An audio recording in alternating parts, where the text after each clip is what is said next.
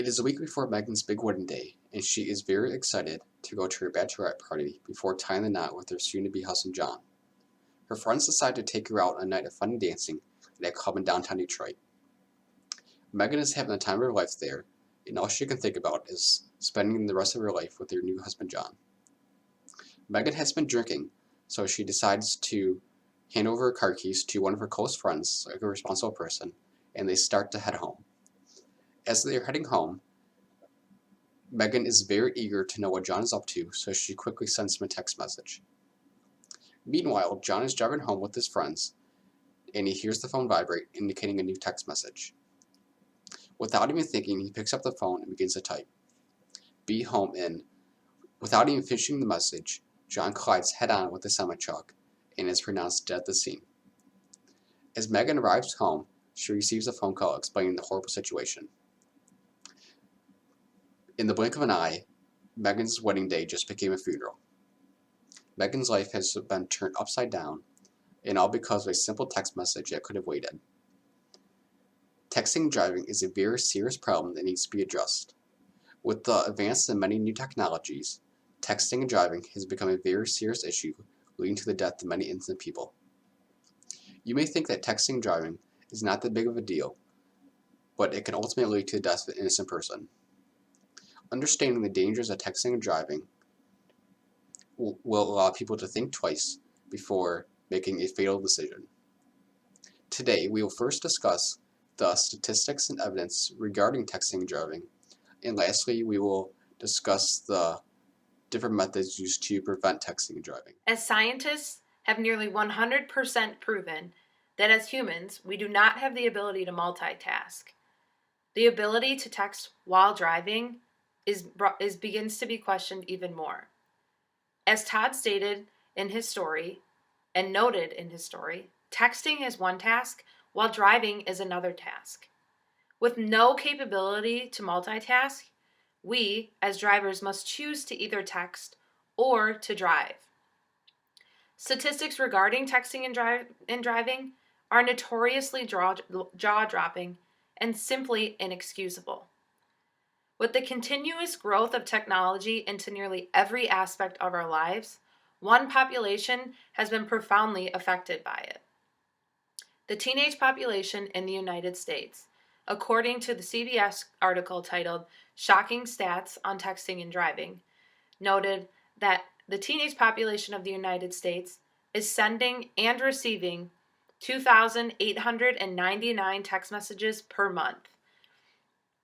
And obviously, when the 3,000 messages are nearly divided by 30 days in a given month, that teen is either receiving or responding to nearly 100 messages a day.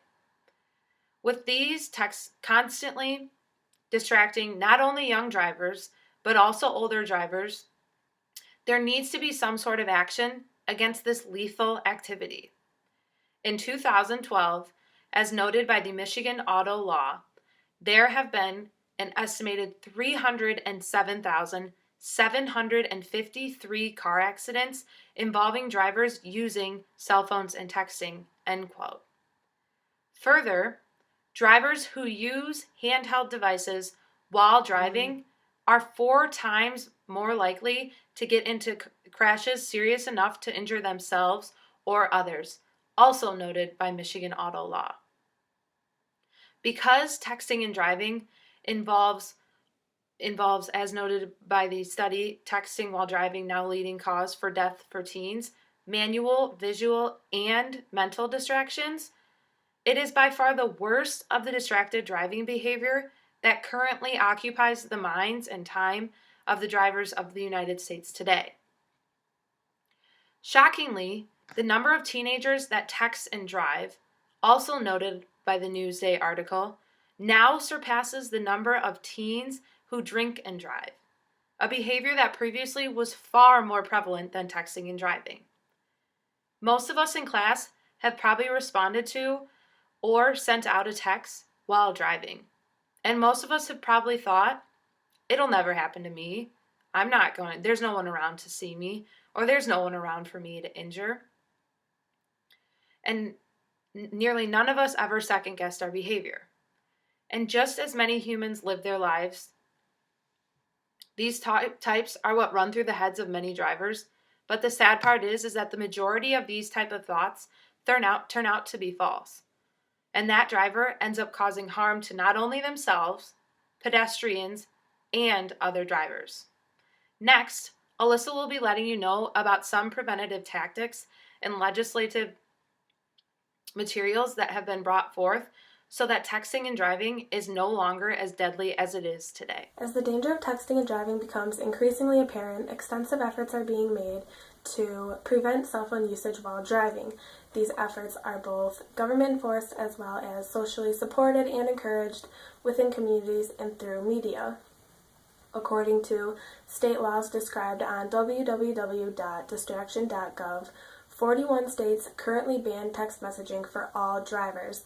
Michigan is included. Now, of these 41 states, 12 of them, through primary law, prohibit the use of cell phones in general while driving.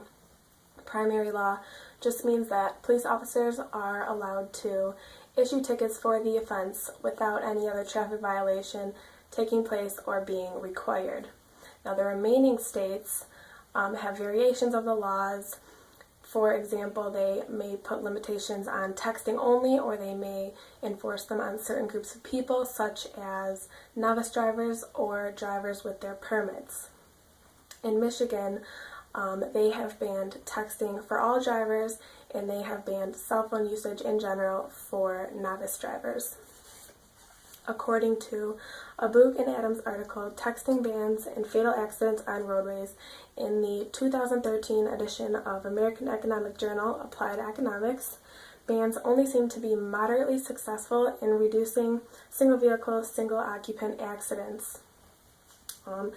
These facts hold true for bans that are universally applied and are enforced through primary law.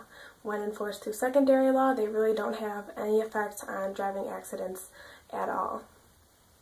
Furthermore, the reductions in accidents that are seen are short-lived, meaning that people do respond to the laws initially, however, soon revert back to their texting and driving habits.